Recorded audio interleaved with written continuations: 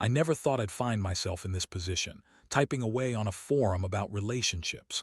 I always believed my marriage to Emily was solid, built on years of trust and shared laughter. We had our ups and downs like any couple, but we always worked through them. That's what you do, right?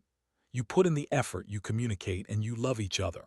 But lately, I started to notice some cracks in our seemingly perfect life together. At first, it was subtle. The little things, a delayed response to my texts, the hours she suddenly started spending at book club, which always seemed to end just a little too late. I brushed it off, convincing myself that maybe she was just busy with work-related stress. She was a marketing executive, and the demands of her job sometimes bled into our personal time. It wasn't unusual for her to be absorbed in her projects. But then there were the changes in her demeanor. She became more secretive, her phone was always face down, and when I tried to initiate conversations about our future, she'd often change the subject. I found myself feeling excluded from her life, like I was standing on the outside looking in. The emotional distance grew, and I could feel my stomach knotting every time she said she had to work late. One night, after she had come home late with a new perfume scent that I didn't recognize, I decided to follow my gut. I told myself I was being ridiculous, that I was overreacting, but something didn't sit right. So I did what any reasonable person would do. I started to snoop. I didn't want to, but I felt I had no choice. I looked through her texts and my heart sank. There it was, a string of flirty messages between her and a local news anchor named Jake. They were laced with innuendos, plans to meet up, and even a message where she said she couldn't wait to see him again. My chest tightened as I read through the messages, each word cutting deeper than the last. I felt like I was caught in a nightmare that I couldn't wake up from. As I stared at my phone screen, it was like time stopped. I remember the cold sweat running down my back as I processed what I had found. I felt betrayed, angry, and heartbroken all at once. How could she do this to me, to us? The thought of my wife being intimate with another man shattered my sense of reality. The next day I confronted her. The moment she walked in the door, I could tell my calm demeanor was unnerving for her. I asked her to sit down and I pulled my phone out, showing her the messages. At first she laughed, an annoyed chuckle that made my blood boil. But when she realized I was serious, her expression changed to one of disbelief. "Emily, what the hell is this?" I asked, my voice steady despite the emotional storm brewing inside me. "Oh, come on, you can't be serious. That's just flirting. You know how people are in the industry." She shot back, her tone defensive. I was stunned. How could she dismiss it so easily? I expected tears, maybe some regret, but instead she was downplaying everything. I pressed on, asking how long this had been going on. She stammered, caught off guard, and finally admitted it had been a few months. During that confrontation, I felt my heart break all over again. Her lies unraveled before me, and the woman I thought I knew seemed to vanish before my eyes, replaced by someone who could casually betray the person who loved her most. As she tried to explain herself, I felt a mix of rage and pain. Part of me wanted to scream, to throw things, to make her understand how deeply she had cut me. But I remained calm, if not composed, while I listened to her excuses. She claimed it was just a phase, a way to feel young again. I felt a wave of sorrow wash over me. The trust I had in her was gone. After an agonizing conversation, I told her I needed space. I couldn't look at her without feeling sick. Walking away, I felt lost. The world around me felt unreal, like a movie where the plot had taken a dark turn. I didn't know what my next steps would be, but I knew I couldn't stay in this twisted version of our life. I was done with her lies. As I sat alone in our living room, I felt both the weight of despair and the flicker of determination. I would get my revenge, not just for myself, but for everyone he'd ever hurt. I would expose her and Jake for who they truly were. I didn't know how yet, but I was going to make sure they both got canceled. The thought gave me a sense of purpose amidst the chaos. Little did I know, that was just the beginning. The days following that confrontation were a blur. I walked around like a ghost in my own home, haunted by the betrayal and the memories of a life that seemed so perfect just days before. Emily tried to reach out, but I kept my distance. I didn't want to hear any more excuses or apologies that felt hollow to me. I needed to think, to process this seismic shift in my life. I spent hours scrolling through social media, watching videos, and following posts related to Emily and Jake. It was hard to see the two of them flaunting their lives as if nothing was wrong, as if they weren't betraying everyone who believed in their facade. Emily was posting photos of her out with friends, laughing and seemingly moving on. Meanwhile, Jake was on the news, charming viewers with a smile that made me sick to my stomach. I couldn't let this continue. They were living their lives as if I didn't exist, as if I was just a minor inconvenience in their fun little affair. I needed a plan, and I needed to gather evidence, not just for my sake, but to ensure that both of them faced consequences for their actions. I realized that Jake had a reputation, one that I could exploit. He was known for his charm, but also had a history of morally questionable decisions, ranging from shady reporting tactics to allegations of inappropriate behavior with interns. The first step was to dig deeper. I contacted a few friends who worked in the media, subtly asking about Jake's background. What I found was a goldmine. He had skeletons in his closet that were just waiting to be exposed. There were whispers of a scandal involving an intern that had been swept under the rug, a story that never aired because of his connections. I felt a surge of adrenaline. This was my chance. As I collected information, I started to craft my narrative. I knew I had to be careful. I didn't want to appear as a vindictive ex-husband. Instead, I wanted to position myself as someone seeking justice for the victims of their choices. I began reaching out to journalists who had covered controversies surrounding Jake before, using anonymous tips to share the stories I had gathered. I framed it as a concerned citizen who couldn't stand by while unethical behavior continued unchecked. While I was knee-deep in this plan, I also started keeping a closer eye on Emily. I wanted to know how she was managing to juggle both her life with me and her affair. I followed her one afternoon, keeping my distance, and watched as she met up with Jake at a cafe downtown. It felt surreal, watching her laugh and flirt with him right in front of me. I felt a wave of anger course through my veins, but I knew I had to stay focused. I also noticed that she was becoming increasingly careless with her phone. She left it unlocked one evening while she took a shower, and I seized the opportunity to take a quick look. To my surprise, I found not only more messages with Jake, but also a few that mentioned plans for a weekend getaway they had planned. That was when I sensed I needed to accelerate my timeline. I needed to confront her again, but this time it wouldn't be about begging for reconciliation. This time I planned to expose her. I waited until the weekend when she was supposed to leave for that getaway. When she got home that evening, I calmly told her we needed to talk. The look on her face was priceless. She had this sense of confidence, thinking she could just slip away for a weekend without consequences. But I had other plans. As she settled on the couch, I laid it all out for her. "Emily, I know about your little trip with Jake," I said, my voice cold and steady, "and I know everything else that's been going on." At first, she tried to deny it, but her facade crumbled when I pulled out a few screenshots of her messages, along with the evidence I had gathered about Jake. The realization hit her like a brick wall. The color drained from her face as she processed what I was saying. "Where did you get this?" She stammered, her bravado replaced with panic. "Does it matter? All that matters is that you're going to have to face the consequences of your actions," I replied, my heart racing. The argument that ensued was a whirlwind of anger, fear, and deflection. She tried to twist my words, claiming I was the one being unreasonable and controlling, but I stood my ground. I told her that her choices had already hurt me enough, and now it was time for the truth to come out. As the confrontation escalated, I felt a sense of liberation washing over me. For the first time, I was standing up for myself, refusing to let her lies entrap me any longer. She stormed out of the room, but the damage was done. She knew I had the upper hand. In that moment, I felt empowered. I was prepared to see this through to the end. I was no longer the hurt spouse. I was a man on a mission.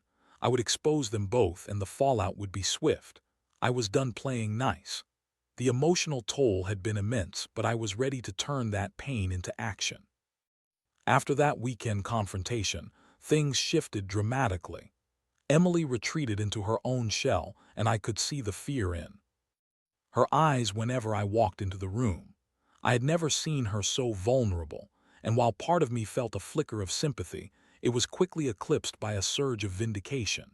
She had brought this on herself, and I was going to make sure she experienced the consequences of her choices, not just for me but for everyone else who had been affected by her betrayal.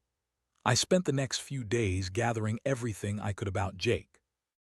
I reached out to a few of my contacts in the media and started collecting evidence about his past indiscretions. I discovered that the intern who had filed a complaint against him had gone silent after being pressured into dropping the case. I felt a mix of anger and determination. It was time to shed light on what Jake had done, not just with Emily but in his professional life too. Every evening after work, I delved into my research. I combed through social media, looking for any signs of behavior that could be deemed inappropriate. I collected screenshots of past interactions, any flirty comments made to colleagues, and even some less than savory exchanges I found buried deep in public forums. It was like piecing together a jigsaw puzzle, but this one had a far more satisfying outcome in mind. I was feeling buoyed by the progress. It was like every piece of evidence I gathered was a form of catharsis for my pain. One night, as I was sitting on my couch, scrolling through a recent news article, I had an epiphany. What if I could leverage this information and present it to an investigative journalist? Someone who could shine a light on both Jake's and Emily's actions and make sure they faced the repercussions they deserved. I took to the internet, searching for journalists known for covering scandals in the media industry. I finally found a name that rang a bell: Megan Caldwell. She was known for her hard-hitting pieces and her willingness to expose unethical behavior. I felt a surge of hope as I crafted an email, outlining my story without revealing my identity just yet. I attached the evidence I had collected, hoping it would spark her interest. As I clicked send, I felt a mix of anticipation and dread. Part of me was terrified of what would happen when the story came to light, but another part, the part that had been hurt and betrayed, felt a thrill of excitement. It was like I was reclaiming my power, taking control back after feeling so helpless for so long. Days passed with no response. I spent every waking moment ruminating on what would happen if I heard back. Would Megan take me seriously? Would she see the potential for a big story? I kept myself busy by working on my own life, focusing on self-care and leaning on friends for support. I didn't want to drown in my own bitterness. Still, I felt like I was walking a tightrope, balancing my desire for revenge with the need to keep my life moving forward. Then, just when I was beginning to lose hope, I received a reply from Megan. She wanted to meet. The adrenaline coursed through my veins as I read her email, and I quickly set up a time to meet her at a cafe near her office. I spent the night tossing and turning, running through every possible scenario in my head. The day of the meeting, I dressed carefully, wanting to project confidence and authority. I arrived early, finding a corner table where I could see the entrance. When Megan walked in, I recognized her immediately from her pictures. She had an air of professionalism that instantly put me at ease. We exchanged pleasantries, and I was surprised at how easy it was to talk to her. I started sharing my story, explaining how I had discovered Emily's affair and the evidence I had gathered against Jake. I showed her the screenshots of the messages and recounted the story of the intern who had been silenced. Megan listened intently, her expression shifting as I laid everything out. I could tell she was intrigued, her eyes lit up as I shared the details. She asked thoughtful questions, probing deeper into the dynamics of their relationship, and I could see the wheels turning in her head. "This is serious," she finally said, leaning back. "You've done a lot of the groundwork already. If what you're saying is true, this could be explosive." I nodded, feeling a rush of exhilaration. I want them to be held accountable for their actions. This isn't just about revenge, it's about bringing their deceit to light. I want people to know who they really are. Megan agreed to help me investigate further, and we spent the next hour laying out a plan. She would start reaching out to sources connected to Jake's past, and I would continue gathering more information about Emily's behavior. It felt like I was on the precipice of something significant, a turning point in my life that I hadn't anticipated. As I left the cafe, I felt lighter. For the first time since discovering the affair, I felt like I was taking control of my life. I realized that what I was doing was not just to hurt Emily or Jake, but to reclaim my own narrative. I was no longer just the betrayed husband. I was becoming an active participant in my own story. The next few weeks flew by as we worked together. I kept my distance from Emily, waiting for the right moment to confront her again. I wanted her to know that her lies could no longer shield her from the truth. I could feel the walls closing in on her, and it was exhilarating to see the tables turn. As I sat at my desk one evening, I received a text from Megan. She had news. The investigation was gaining traction, and she had found solid evidence to support my claims. My heart raced. This was happening. The walls were about to come crashing down around both Emily and Jake, and I was ready to watch it all unfold. The anticipation was electric. I felt like a coiled spring, ready to unleash everything I had been holding in. The investigation was moving forward faster than I anticipated, and I was living for the moment when the truth would burst forth, exposing Emily and Jake for who they truly were. Megan kept me updated regularly, and each conversation filled me with a mix of hope and anxiety. She had managed to gather testimonies from a few former colleagues of Jake who confirmed his questionable behavior, flirting with interns, pressuring them into silence, and even manipulating stories to suit his narrative. It was everything I needed to build a case that would ruin his reputation. On top of that, she revealed that the intern who had previously filed a complaint had agreed to speak out. She was now willing to share her story publicly, wanting to ensure that Jake was held accountable for his actions. Hearing this made my blood run cold. Knowing that I could finally expose the man who had been so careless with other people's lives, including my own. As for Emily, she was completely oblivious to the storm brewing around her. While I was gathering ammunition against her and Jake, she continued her charade, thinking she could keep this affair going without any repercussions. It infuriated me, yet at the same time, it fueled my desire for revenge. I wanted her to experience the full weight of her decisions, and I was almost giddy at the thought of being the catalyst for her downfall. I decided it was time to let her know that I was no longer the man she could manipulate. I planned a dinner where I could confront her once and for all, but I wasn't going to go in blind this time. I wanted her to understand that I was in control of the situation. I arranged for Megan to be nearby, ready to capture whatever happened next. The night of the dinner, I set the stage carefully. I cooked her favorite meal, something I hadn't done in months. I wanted her to feel comfortable and relaxed, unaware of the reckoning that was about to unfold. As she walked in, her eyes lit up at the sight of the dinner table, complete with candles and music softly playing in the background. "Wow, this looks amazing," she exclaimed, a genuine smile crossing her face. I forced a smile in return, but inside my heart was racing. We sat down to eat and I made small talk, pretending everything was normal.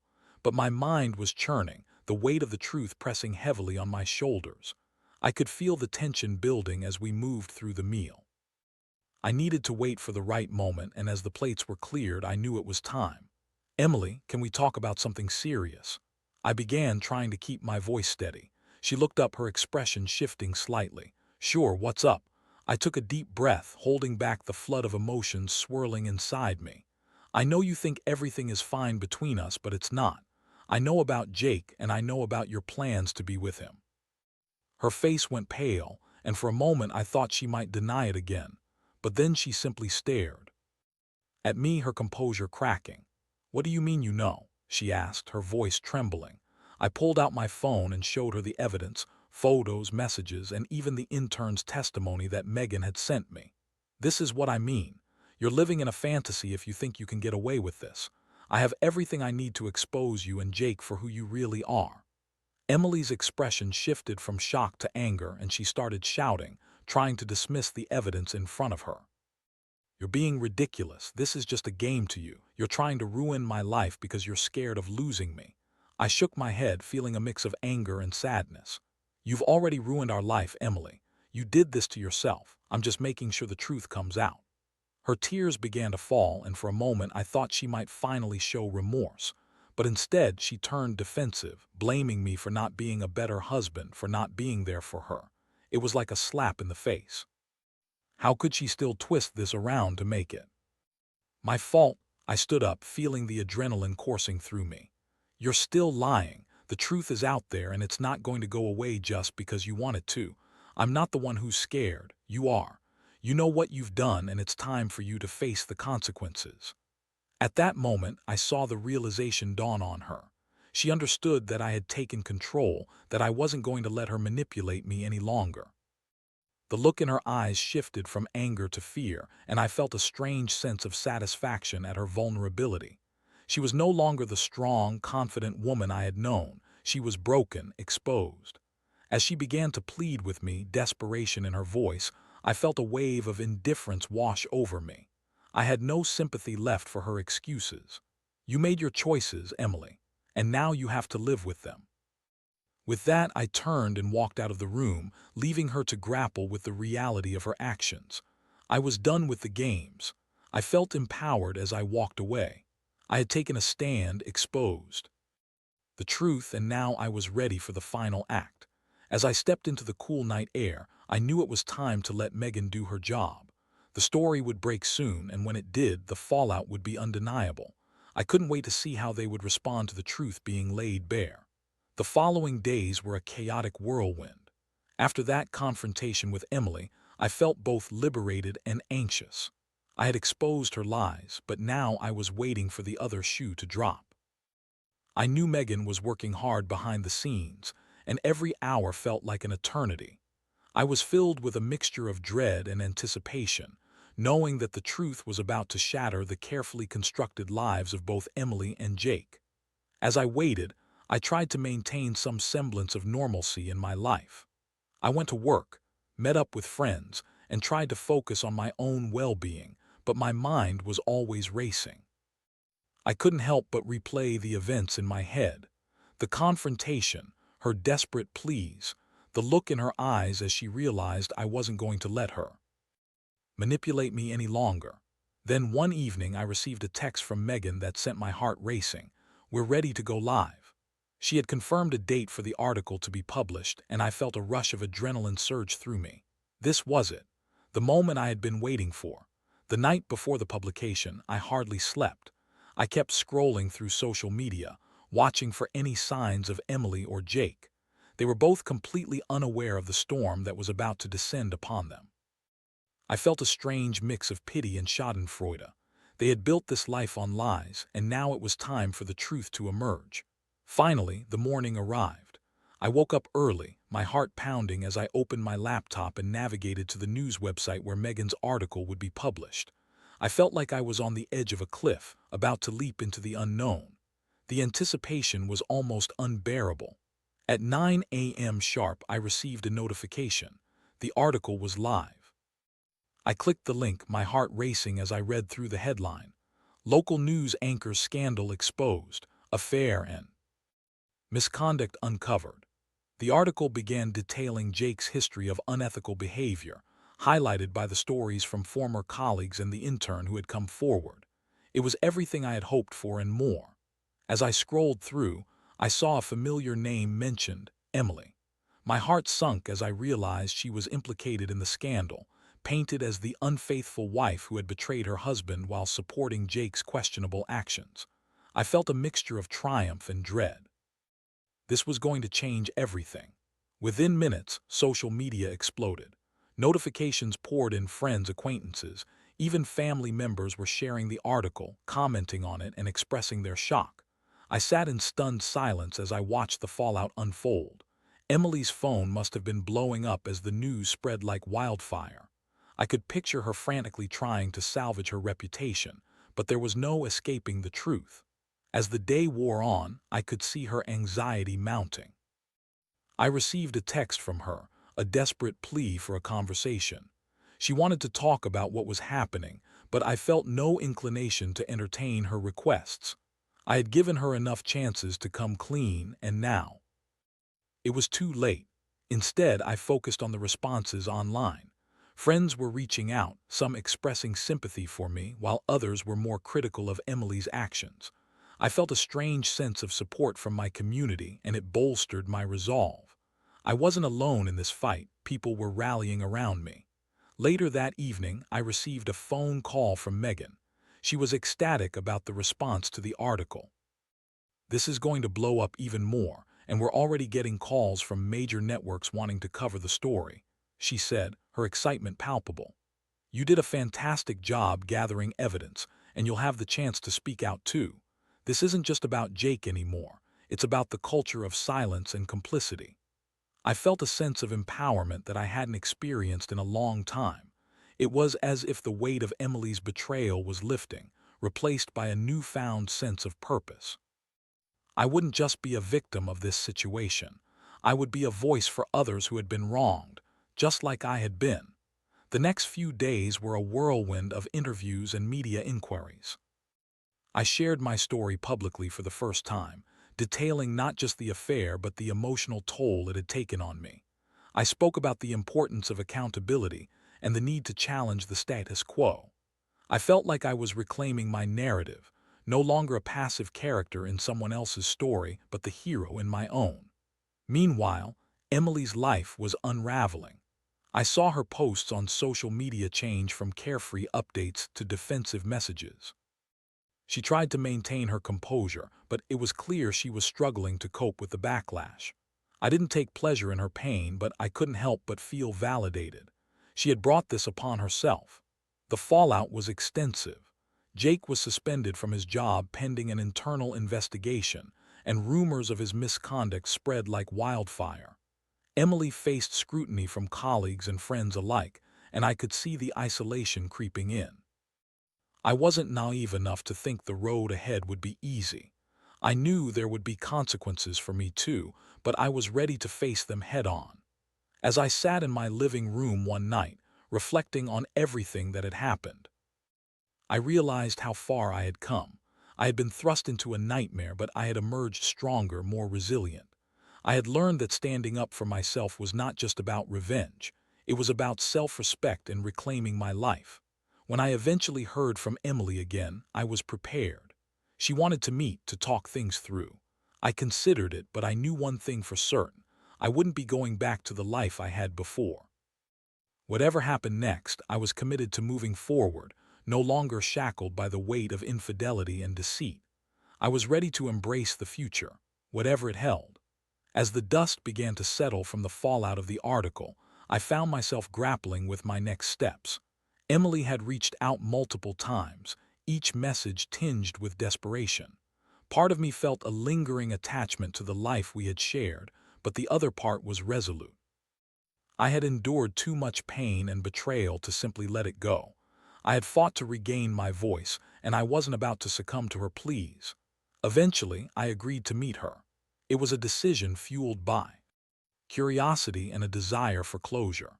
I wanted to hear what she had to say, but I knew that I wouldn't be swayed. We agreed to meet at a neutral cafe, a place we used to frequent when everything felt normal. Yet, I felt the weight of uncertainty as I approached the familiar setting. When I walked in, I spotted Emily at a corner table. She looked different, more vulnerable and frazzled than I had ever seen her. Her hair was pulled back and she wore a simple sweater, a stark contrast to the confident woman I had known. I felt a pang of sadness for the person she once was, but I quickly reminded myself of the reasons I was here. "Thanks for meeting me," she said softly, her voice barely above a whisper. I nodded, unsure how to respond. I took a seat, ready for whatever she had to say. "I've been doing a lot of thinking," she started, her eyes glistening with unshed tears, "about everything that's happened. I know I messed up and I can't begin to express how sorry I am for hurting you." I watched her closely, searching for any signs of sincerity. "Emily, it's not just about being sorry, it's about the choices you made, the lies you told, the trust you shattered. You can't just say sorry and expect everything to go back to normal." She nodded, her expression reflecting a mix of regret and frustration. "I know I can't change what happened, but I want to be different. I want to take responsibility for my actions." "Then how do you plan to do that?" I asked, my voice steady. "It's not enough to say it, you need to show it." I want to help others who have been affected by situations like this. I want to speak out about infidelity and the harm it does to relationships. I want to make amends, she admitted, her voice shaking. I was taken aback. Part of me wanted to believe her. Maybe she had finally realized the gravity of her actions. But another part of me couldn't shake the feeling that this was too little, too late. You can't undo the hurt you caused, Emily. And while it's commendable to want to help others, you need to face the consequences of your actions first. She looked down at her hands, and for a moment I felt a flicker of compassion. I know I have to face the music. I lost my job and people are talking.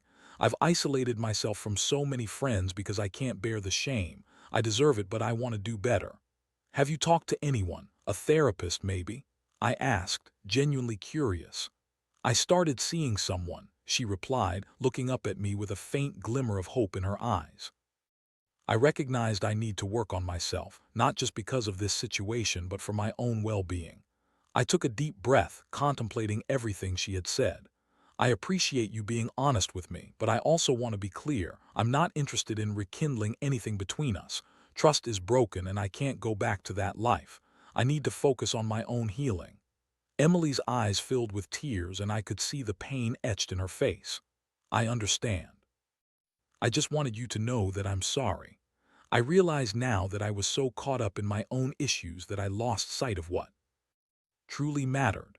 I hope you find a way to make amends, not just with me but with yourself, I said, feeling the weight of finality in my words. But I also hope you understand that your actions have consequences, and I won't just forgive and forget.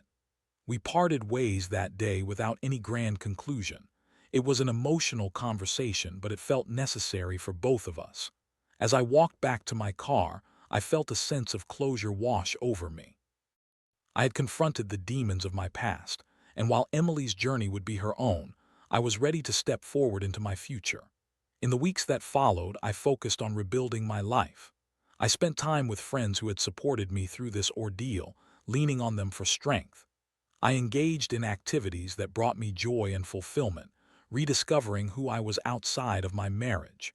The media spotlight eventually faded, but the ripple effects of the truth would linger. Jake faced serious professional consequences, and as for Emily, she had begun her journey of accountability. I could only hope that she would genuinely learn from this and make the necessary changes in her life.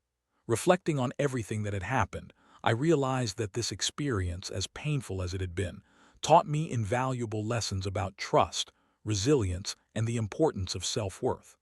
I had learned that it was okay to stand up for myself, to demand respect, and to refuse to be a victim of someone else's choices.